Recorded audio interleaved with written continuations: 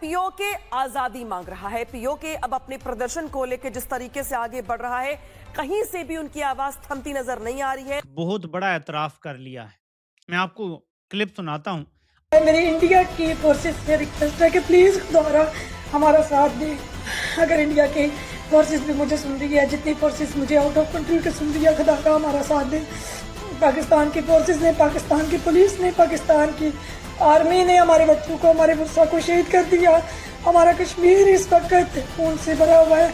हमारे कश्मीर का issue 78 years का एक हमारा मौकफ है। कायदे आजम ने शय रख कहा, और अब जो शय सुर्खियां बन रही हैं सर, वो गलत हैं, वो नहीं बननी चाहिए। इसको ये क्यों कहना पड़ रहा है? जो आवाज अभी आपने सुनी वो किसी फिल्म का डायलॉग नहीं है, ये उस दर्द की चीख है जो पाकिस्तान के अवैध कब्जे वाले कश्मीर यानी पीओजेके से आ रही है।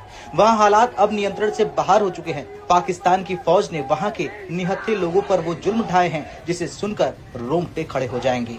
पिछले 48 घंटे में पीओजेके की वादी में नया बवाल मच गया है। लोग सड़कों पर हैं, गोलियां चल रही है पाकिस्तानी फौज की ओर से, और वहाँ की महिलाएं अब सीधे भारतीय सेना से मदद की गुहार लगा रही हैं। ऐसे वाकयात हुए जिन्होंने इस बात को आज कंफर्म किया। नादरीन, मुझे एक दफा फिर नादरीन, आप यूं कह सकते हैं कि बिल्कुल दीवार के ऊपर लिखकर मुझे कंफर्म किया स्टेटमेंट। और दूसरा पाकिस्तान के मीडिया ने, नादरीन पाकिस्तान के मीडिया ने मुझे मायूस नहीं किया। नादरीन पाकिस्तान के मीडिया ने नादरीन मुझे ये सोचने पर मजबूर किया है कि गिरने में आखिरी लेवल कौन सा हो सकता है। समुद्र के नीचे मेरे ख्याल में नादरीन टाइटैनिक थोड़ा गिरा हुआ है। पाकिस्तान का जो टेलीविजन मीडिया है नादरीन, मुझे ये महसूस हो रहा है कि ये ज्यादा गिरा हुआ है। दरअसल कहानी शुरू होती है 26 जुलाई से। पाकिस्तान ने पीओजेके में चुनाव का ढोंग रचा। पहले चरण की वोटिंग के दौरान ही लोगों का गुस्सा फूट पड़ा। लोग बिजली के बिल, आटे की किल्लत और फौज के हस्तक्षेप के खिलाफ सड़कों पर उतरे। लेकिन पाकिस्तान की फौज नापाक ने लोकतंत्र का सम्मान करने के बजाय गोलियों का सहारा लिया। सिर्फ एक दिन में ही, जी हाँ, सिर्फ एक दिन में कम से कम 40 स्थानीय नागरिकों की जान ले ली गई। इससे पहले कि अगर हम ये गुफ्तगू सुनाएं, मैं चाह रहा हूँ शामी साहब से, सर ये वक्ती है, क्या माजरा है? बात वो कह रहे हैं निकलेगी तो दूर तलक जाएगी। ये तो 2024, उससे पीछे 2013, ये कोई साजे की हंडिया बीच चौराहे फूट रही है शामी साहब? हंडिया तो फूट चुकी है। अच्छा।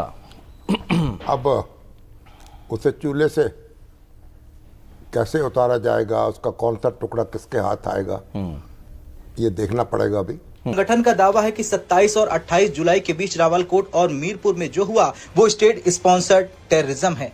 यूकेपीएनपी के मुताबिक 5 जून से लेकर अब तक पीओजेके में 100 से अधिक लोगों की जान जा चुकी है। पाकिस्तानी एजेंसियां लोगों को बिना किसी कानूनी प्रक्रिया के उठा रही हैं, और जेएएसी ज्वाइंट अवामी एक्शन कमेटी यानी जेएएसी के नेता सरदार अमान खान ने साफ कहा है कि यह कानून व्यवस्था बनाए रखने की कोशिश नहीं है बल्कि नरसंहार है। उन्होंने ये सिर्फ एक शिकस्त नहीं है जो हमें कल मिली। पाकिस्तान की है उसके कई कमजोर पहलू हैं, वो बेनकाब हुए हैं। चाहे हमारा कोई भी डिपार्टमेंट हो। अगले दिन पाकिस्तान के फॉरेन ऑफिस से पूछा गया कि इंडिया के अंदर जो कॉकरोच जनता पार्टी हो रही है, वो प्रोटेस्ट कर रहे हैं, उस पर क्या कहेंगे? तो उन्होंने कहा ये उनका इंटरनल मसला है। आज जब कल कश्मीर में इलेक्शन हो रहे हैं तो इंडिया की एमईए कह रही है जी ये इलेक्शन ठीक नहीं है, हम इनको मानते नहीं है। ये मतलब पाकिस्तान के केस को, इंटरनल इस इशू को आप बड़ा हाईलाइट कर रहे हैं, इंडियन मीडिया इसको बहुत उठा रहा है। ये क्या नरेंद्र मोदी साहब या गवर्नमेंट पैनिक के अंदर है, जो समझते हैं कि अभी कॉकरोच जनता पार्टी वाला मसला हमारा अभी गया नहीं है, कि पाकिस्तान की तरफ जो है वो तोपों का रुख मोड़ दें और कश्मीर का जिक्र करें, और कश्मीर के इलेक्शन का, और वहां पे जो इंटरनल कैसे देखते हैं इस इंडिया के फॉरेन ऑफिस की इंटरफेरेंस को पाकिस्तान के अंदर? नहीं, बट फॉरेन ऑफिस की इंटरफेरेंस कहाँ से होगी कमर चीमा साहब? और जहां तक आप बात कर रहे हैं पैनिक का, तो पैनिक तो आप कर रहे हैं, हम तो कर ही नहीं रहे। हमारे लिए कोई पैनिक की बात नहीं है। It's a very routine affair कि जब पाकिस्तान पीओजेके के अंदर कुछ जाति करेगा तो वो जाति तो मेरे कंट्री और मेरे कंट्री वासियों के ऊपर है, और उसके लिए अगर एमईए से सवाल पूछा जाएगा तो जायज बात है कि उसे कंडेम किया जाएगा।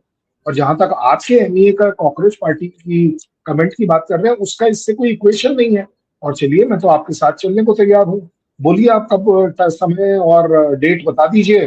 मैं कॉकरोच पार्टी का जो हेड ऑफिस है वहां चलकर आपका यही सवाल पूछ लेता हूं कि क्या वो पीओजेके में जो कुछ हो रहा है उसको सपोर्ट करते हैं या नहीं करते हैं, आपको क्लियर हो जाएगा।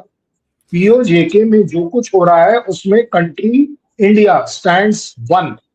कॉकरोच पार्टी के साथ जो पॉलिटिक्स हो रही है that is absolutely different subject.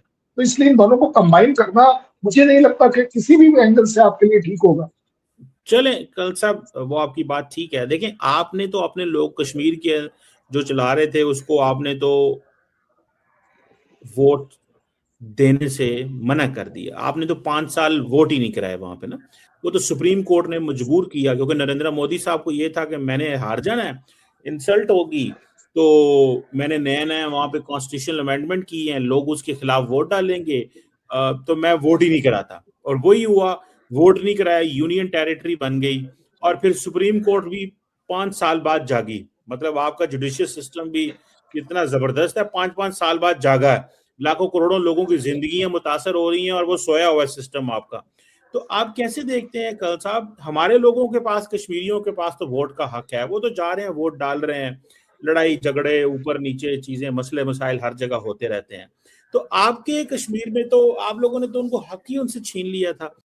नमस्कार दोस्तों, जय हिंद। दोस्तों, जब भारत ने 370 हटाया था उस वक्त ये कहा था कि पीओके भी भारत का है और भारत का अभिन्न अंग है और उसे के लिए हमें लड़ना नहीं पड़ेगा, वो खुद चलकर हमारे पास आएगा। तो उस वक्त लोगों ने ये पूछा था कि वो खुद चलकर कैसे आएगा। जैसा कि आपने ये देख रहे हैं कि किस तरह से वहाँ के लोग अब खुलकर ये बातें कर रहे हैं कि हमें भारत सरकार और भारतीय सेना से मदद चाहिए पाकिस्तान के खिलाफ।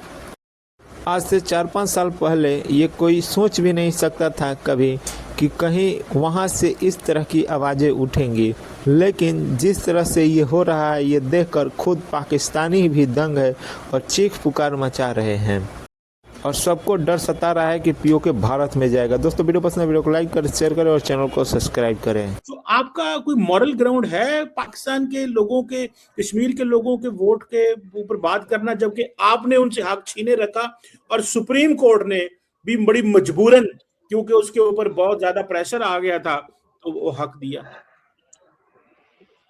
प्रेशर आ गया था सुप्रीम कोर्ट पर, किसका? कमर चीमा का, पाकिस्तान का, किसका प्रेशर आ गया? मैं आपको एक वैसे बताता हूँ, आपको एक बढ़िया सी बात। तो खामोश था, इंडियन मीडिया तो खामोश था, वो तो पार्ट ऑफ तो फिर प्रेशर कैसे आया? तो प्रेशर कैसे आया? सुन तो लेना, जो राइट्स लोग होते हैं, ऑपोजिशन होती है, उनका प्रेशर था सुप्रीम कोर्ट के ऊपर कि आप, ठीक है, आप प्रो मोदी हैं, पर इतने भी प्रो मोदी ना हो कि कानून ही तबाह बर्बाद कर दें। वो तो कांग्रेस के प्रेशर पे जी। मुझे लगता है आपने बीजेपी का चश्मा पहना हुआ है, इसलिए आपको हर जगह बीजेपी दिख रही है, आपको हर जगह मोदी दिख रहा है। मैंने बात ही नहीं करी ना बीजेपी